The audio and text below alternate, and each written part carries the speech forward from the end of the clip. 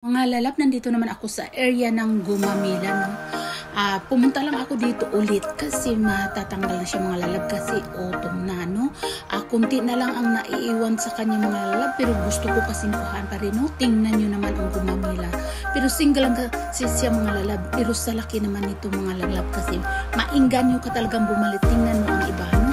Ito na lang, no? Bukas o into this, wala na itong mga lalab. So, maybe see you next year again, mga Gumamilas. Now, eto mga lalab, tingnan nyo ang pagmumukha ko. Malaki pa nga talaga siya sa mukha ko. Ayan mga lalab. Ayan, bukas o 2 to 3 days wala na itong mga lalab. So, bye-bye. See you next year. And this one, look at their petals mga lalab. It's so gorgeous. Ayan.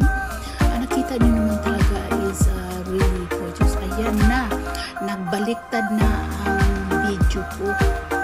Upside down na ako mga lalab, no?